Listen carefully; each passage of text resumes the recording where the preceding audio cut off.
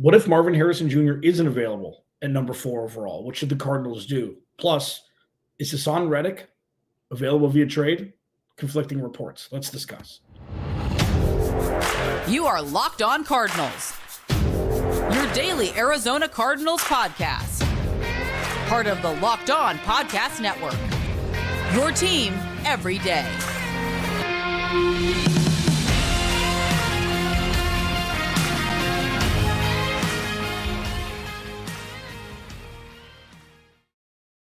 Locked On Cardinals, Alex Clancy here. Follow me on Twitter at Clancy's Corner. Follow the podcast at Locked On AZ Cards. Thank you for making Locked On Cardinals your first listen, free wherever you get your podcast and on YouTube, part of the Locked On Podcast Network. Your team every day. Please go to the YouTube channel, search Locked On Arizona Cardinals. Hit that subscribe button, man. Hit it. Today's episode is brought to you by FanDuel. Make every moment more right now. New customers get $150 in bonus bets with any winning $5 bet. That's $150 if your bet wins. Visit FanDuel.com/locked-on to get started. So there's a couple interesting things that I want to discuss today. I mean, everything I say is interesting. Come on, let's be honest here. But when you're looking at, number 4 overall, there's just so many different layers. There's so many different layers to what could happen. What could happen definitely between now, combine, pro days, things like that, and the draft, free agency, everything like that. I understand. And I will pivot to free agency here soon. It's just, I feel like right now, this is true. The Cardinals have a lot more control over what they can do with number 4 overall pick than they do in free agency. And by having control, it's like, I'd like to go sign this player. Cool. So probably with 20 other teams. But with the 4th overall pick, and I'll discuss 2 different options for if Marvin Harrison Jr. goes before the Cardinals at 4, there's 5 players that they need to be ready for to draft. I mean, it's a lot smaller sample size, and obviously depending on position, et cetera. But I will pivot to free agency soon. I just think that it's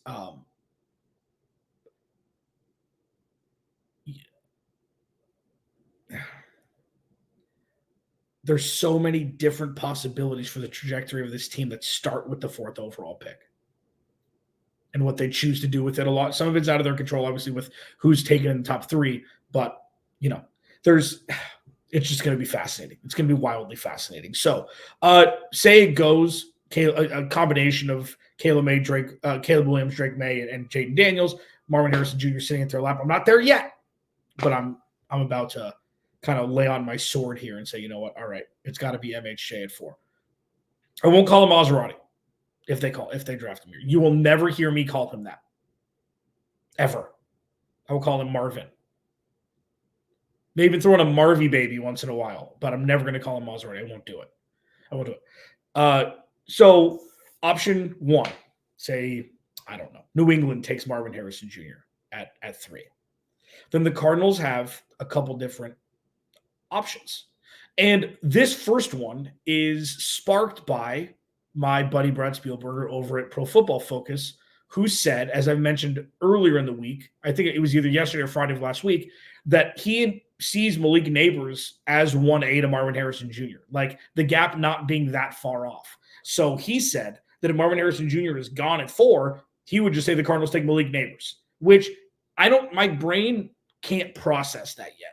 I've watched plenty, film. I watched a bunch of games of Marvin Harrison Jr.'s over the last couple seasons. I watched some Malik Nabers. I watched Jaden Daniels. Fun to watch. That offense is fun because the defense has been terrible for a couple seasons, so they're going to put up a lot of points. Jaden Daniels is great with his legs, great with his arm. He's really blossomed down in the Bayou after not being able to throw the ball, it seemed, when starting his collegiate career at Arizona State.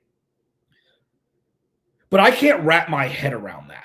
And then, so say they decide to stick at 4 and address the wide receiver position. I think there are 3 guys who are somewhat interchangeable, with Marvin Harrison Jr. being a little bit ahead of the pack, Malik Nabers, and I think Rome Odunze needs to be thrown in there. You're starting to see him mocked at 5 more and more over Malik Nabers. Rome Odunze, 6'3", he's the best receiver on one of the best offenses in football last year, and Malik Nabers, 6 feet. Like, what do you want from a wide receiver? Do you want height with great catch radius? Rome Odunze. Do you want guys like the one thing you want to avoid from a wide receiver, and this is something I never really understood why for the majority of his time on the field, he runs, straight go routes or some family member of it, is Mike Williams.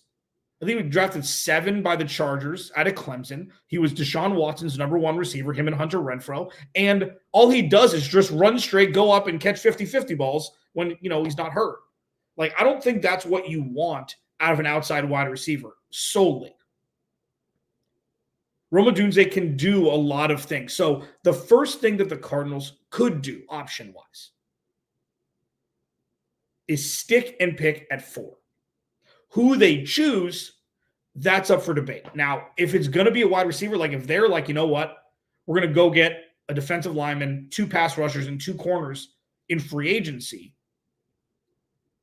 and we're going to bolster, if they're saying, we're going to bolster the offensive line in the tail end of the first round and top of the second round and take the best wide receiver available at 4, you've got options. Okay, so that's one option if you stick and pick at 4. And then the other option, if you stick and pick at 4, is just draft the offensive lineman of your choosing. I mean, if Joe Alt is there, you take him, I guess. This is all predicated upon what they do with Paris Johnson Jr. If they want to move him to the left side, or do what they did with Paris Johnson Jr. last year and move Joe Alt kind of out of position, move him to the right side, but then you'll have bookends for the next decade. Set and forget. I don't think you go any other position besides that. You're not drafting a pass rusher at 4. You're not drafting an interior offensive lineman at 4. You're not drafting interior defensive lineman at 4. You're not drafting Brock Bowers at 4. Now, the thing is, I will say this though. Say Drew Petzing was guaranteed to be the offensive coordinator for the Cardinals for the next decade, Brock Bowers would be on the table. Because with this offense being tight end focused, you could have 2 guys who would be elite at their sport. And that's not going to happen. We're not going to have that discussion. But the ruck needed to be kind of picked up and then kindly and softly drop back down to the ground, where we won't be discussing that anymore. But, sticking and picking at 4 is the simplest of choices, less messy. You'll get a guy of impact who will pretty much be ready to start day one, whether it be wide receiver or offensive lineman. But is that enough juice for the squeeze for the number 4 overall pick if it's not Marvin Harrison Jr.? And we can't scoff at the idea that he won't be there at 4. We have no idea. We don't know if, so much can happen between now and the draft. I feel like Justin Fields is on his way out, but who knows? Maybe Caleb Williams, he's probably not going to, because he's an absolute egomaniac, he's probably not going to go to the combine. He'll probably have his pro day with his manicured wide receivers and, area of throwing the ball, and then, Drake Maye will see. Like, Caleb Williams is special in many instances, in many ways. Okay? And like Jaden Daniels, the defense for both of those teams were awful all year, which in turn allows for stats to be padded a little bit more, allows for a little bit more, room for interpretation with his numbers. So, but here's the thing. He's probably going to be good, and he'll probably go number 1. Now, with Drake Maye and Jaden Daniels, until Jaden Daniels won the Heisman, there wasn't ever real consideration. Oh, he's going 3. The Patriots are taking him. The Patriots, the Commanders, and the Bears have 100% no doubt about it. They're going quarterback. I don't think it's ever been that. I think with Washington, it probably was. But we don't know what New England's going to do. With that, say New England drafts Marvin Harrison Jr. number 3. That leaves one of those 3 quarterbacks, in either Jaden Daniels or Drake Maye, most likely, still up for grabs. Should the Cardinals draft a quarterback? I'm kidding. I joked about that yesterday. If you fell for it today, that's on you. What should the Cardinals do with 4 if a trade down is in place? I'll discuss that next as we roll on here. Locked on Cardinals, your team every day. This episode of Locked On Cardinals is brought to you by DoorDash. Here's the thing. I talk a lot about working from home, which is glorious, and I work long hours, and I don't all the time have time to go to the grocery store more than, once, maybe twice a week. So DoorDash is such a beautiful entity for me to be able to get not only food delivered, but groceries to my doorstep, where you go online, you download the app, you pick what you want, whether it be a restaurant that doesn't necessarily traditionally deliver, but DoorDash is lined up with them so you can get the food that you want. Or if you need, I don't know, some eggs and maybe you're baking a birthday cake and you're like, I don't have any of the ingredients because I don't normally make birthday cakes. DoorDash will allow you to sit on your keister at home while it comes to you. And it's something that people don't, I don't understand why people don't utilize it more. Okay. Like, put it this way. So, great football game. All right. But as usual, the commercials stole the show. Let's be honest here. When you get to a situation like this, where whether it's a game, there's a lot of NBA games coming up. There's March Madness, things like that. You may just want to plop on your couch and watch games and have food come to you. So whatever watch party or anything party you've got coming up, get it delivered with DoorDash. Got dinner for tonight, groceries for the week, or a consolation prize for your sad friends in San Francisco, all on DoorDash. DoorDash, your door to more. Head to the DoorDash app to get everything you need delivered.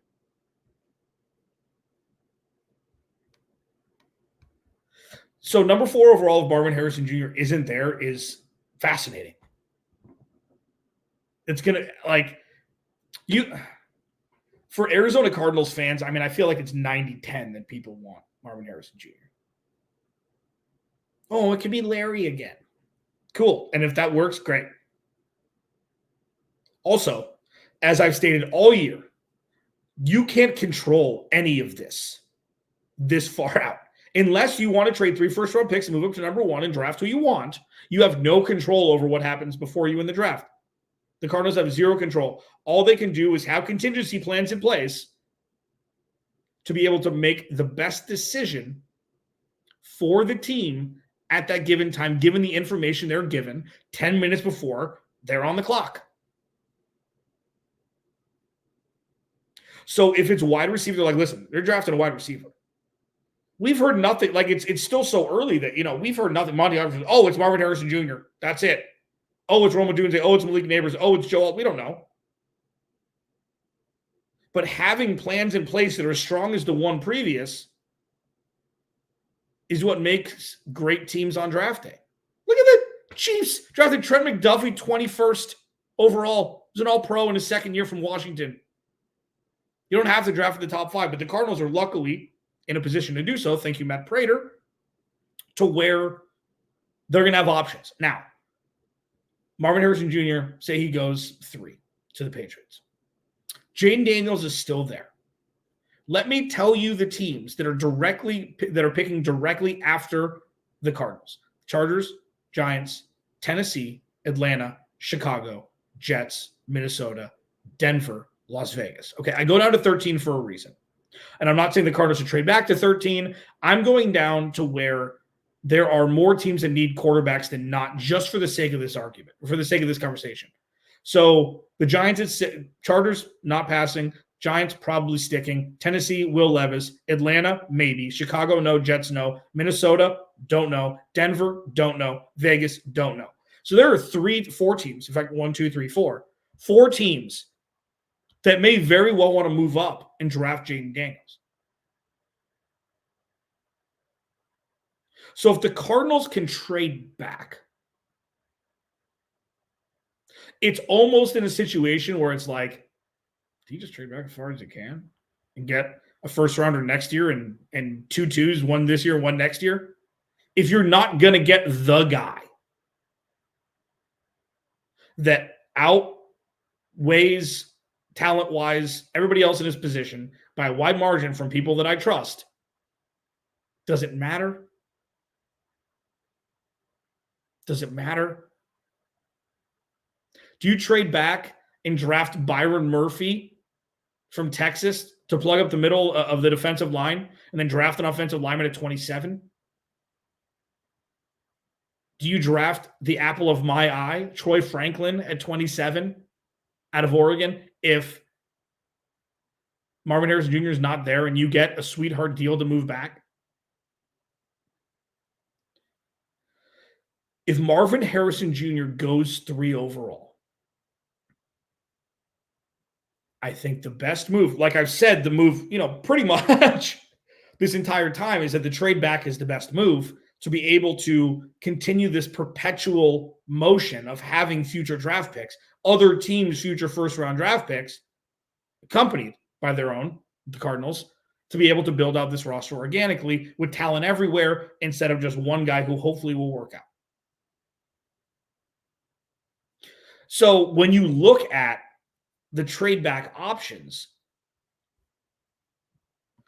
it's sticky because 5, 6, 7 ain't trading up, I would assume. I mean, unless the Giants want to move off Daniel Jones and trade up and draft Jaden Daniels. I find that hard to believe. But Atlanta at 8, would you move back from 4 to 8? Would that garner a first-round pick? Would you get enough capital back to be able to warrant moving back instead of just taking Joe Alt, maybe a pick or 2 higher than you'd want? So Monty Osborne's going to have to decide. What if Denver and Sean Payton want their quarterback? Sean Payton spent a lot of time in New Orleans. Maybe he knows some guys who are tight with Jaden Daniels, and they love Jaden Daniels. Is trading back to 12 too much? How much would that garner? Would you get a first-round pick or 2? Would it be worth it to pass on 8 elite players to draft a guy at 12 that may or may not be a position that you want? What does it look like in an effort to build this roster out? They are building it out from the studs. So if Marvin Harrison Jr. isn't there, it's not as simple as, draft Malik Neighbors. Draft Rome Odunze. Or is it? Or do you want to get in the mud and the muck of trading back and having control for future years, but having less control over who they choose this year with their first-round pick?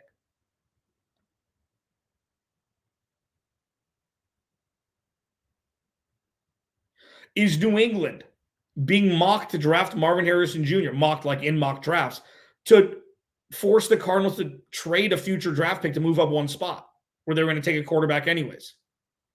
Like Philly moving up to draft Markelle Fultz, and the Celtics got Jason Tatum when they were going to take Jason Tatum the entire time.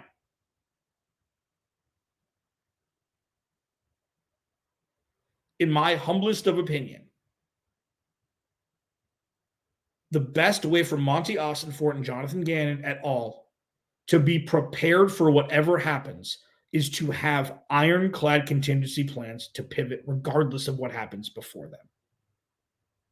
And while that seems like, obviously, that's what they're paid to do.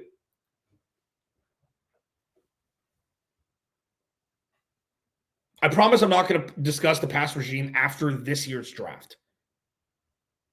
But that's what we've been conditioned to think people in charge were doing the entire time.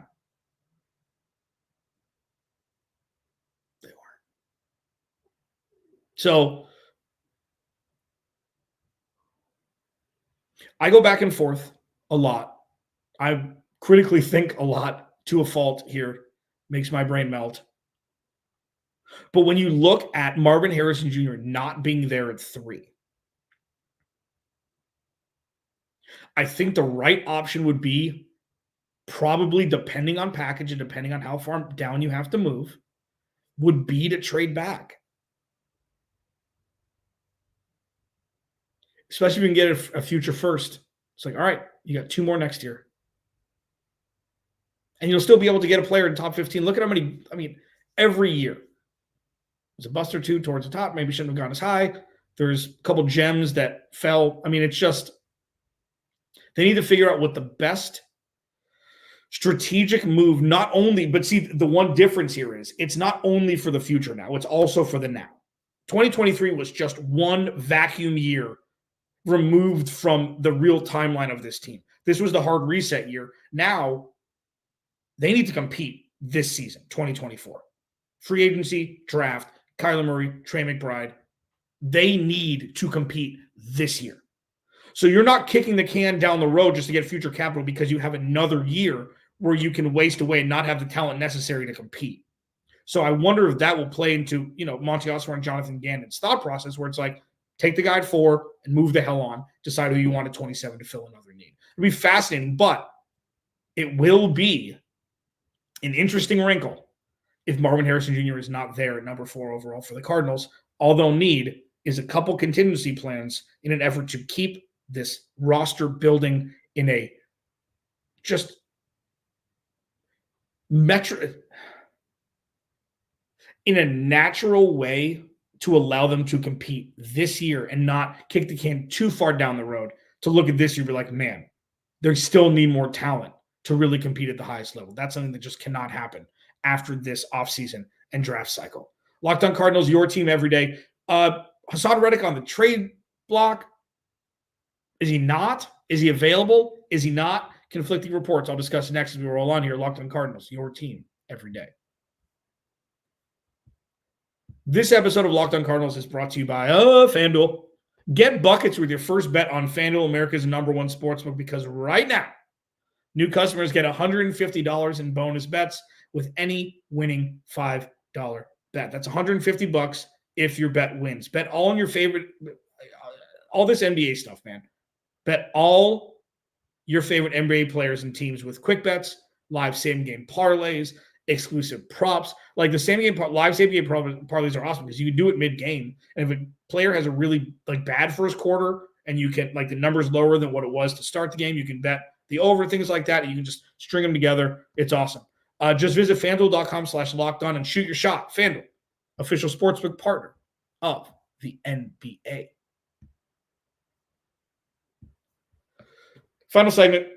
Follow me on Twitter, Clancy's Corner. Thanks for making Locked On Cardinals your first listen, free wherever you get your podcast and on YouTube. Part of the Locked On Podcast Network, your team every day. Please go to the YouTube channel, search Locked On Arizona Cardinals. Hit that subscribe button. Hassan Reddick was an interesting name. Hassan Reddick, a couple wasted years here in Arizona, 4. Unfortunate. Then went to Carolina. A double-digit sack season on a 1-year deal, and then got his cheese in Philly. Philly cheese. I didn't even mean to do that. I call money cheese a lot. He got paid in Philly. Made it to a Super Bowl under DC Jonathan Gannon, linebackers coach Nick Rallis. And here's the thing. I gave a little tough love yesterday to Cardinals fans who just see anybody that's not 25 years old potentially coming to play for the Cardinals as a money grab for that player and it being a bad contract before anything is even discussed. And I understand the history of the Arizona Cardinals and it being Michael Bidwell, and I get it, and I also at this point don't. So I brought up Calais Campbell a few weeks ago, and they're like, no, he's old. No, he's a money grab. No, he's not. He's one of the most beloved Arizona Cardinals ever. He's 100 years old. He'd be great for the Arizona Cardinals. Veterans, for the young players, is one of the youngest teams, most rookie snaps of any team last year. He'd be perfect. I think Hassan Reddick, while this is going to be a short-lived, couple sentences here because there was a conflicting report that came out, I think Hassan Reddick would be equally as great. He's 29 years old. He's going to make $15 million. There's no guaranteed money on his contract left. Trade him, give him, an extension, put some guaranteed money in there, obviously, and then you have a pass rusher immediately, a Pro Bowl pass rusher, who should have been a Pro Bowl pass rusher with Arizona. Then shows that they had no idea how to use him, which unfortunately is exactly what happened a lot during the last regime. And I will mention the last regime until the end of this offseason because the last regime is the reason why the Cardinals are here. So it needs to be referred to once in a while or referenced once in a while to discuss why we're here, existentially, why we're here. It's because Steve Keim was bad at his job, and it's because Cliff Kingsbury was bad at his job. So, pivoting back, Hassan Reddick as a potential, being potentially available via a trade. Apparently, that was a false report. Jordan Schultz came out, well-respected insider, came out and said, that ain't true. Hassan Reddick was quoted as saying, he last 2 years have been some of the best years of his life. He's a Philly kid. He went to Temple. So we can kind of pull the ripcord on that. He's not going to be available via trade, and he shouldn't be. I don't understand why Philly would ever give him up. But the interesting part about this is we never would have been able to discuss top players at a position as potential trade targets as of 2 years ago. This is something that is starting to become unlocked. And sure, they only have $30 million in cap space this year, but they've got $1 billion next year. The New Orleans Saints have negative $80 million in salary cap space. Negative $80 million. And I can guarantee you they're going to fill the roster in 2024. So the salary cap can be manipulated. Don't just look at the number. So the fact that the Cardinals have the ability, the fact that it's being discussed, oh yeah, go get him. This is a perfect time to add veteran star talent to a roster. It will streamline the process without rushing, especially a guy who used to play here. Well, he'd never want to come play here. His years here were terrible. Last regime. It's not excuse, it's reason. Look who the new regime is. Starting from head coach down. His defensive coordinator, his linebacker coach, who got the most out of him out of any coach in his career. So when you have those tied together, it's oh, why would he ever want to come play? Wrong angle. How much? The wrong angle is to look at the Arizona Cardinals the same way as you looked at them 24 months ago. It just is, until it's not, but it is. And I understand Cardinals fans who can't get over the past. And the past for them could be 40 years. I get it. Try. Don't wait for something bad to happen. Expect good things to happen. Because even though the Cardinals only won a handful of games in 2023, it was different. It was the first step forward, true first organic step forward this team has taken in 5 years, 7 years. You got to be able to celebrate the small things, because how the small things are done is how the big things are done. And that's why I didn't buy it in 2021 when week 1, every day, as you'll know that I always go back to this game. Tennessee on the road, the Cardinals won by 100. False starts, bad timeouts, bad clock management, field goals instead of touchdowns. Nothing was different. Chandler Jones had 5.5 sacks and 2 strip sacks. And the defense was able to lead that charge for the Cardinals to put up that 40 burger they put up, or put the offense in a position to do so. Nothing was different. How you do the small things is how you do the big things. So far, the small things Monty Osford has done have been good. So far, the small things Jonathan Gannon, Nick Rallis, Drew Petzing have implemented have been good. How you do the small things is how you do the big things. And big things are coming, come free agency, through the draft, into week 1 of the 2024 season. It's going to be different, rational, hopefully. And hopefully they do the big things like they do the small things, because the small things so far have been pretty good. Alex Clancy, Locked on Cardinals. Without you, there is no me. I'll talk to you tomorrow.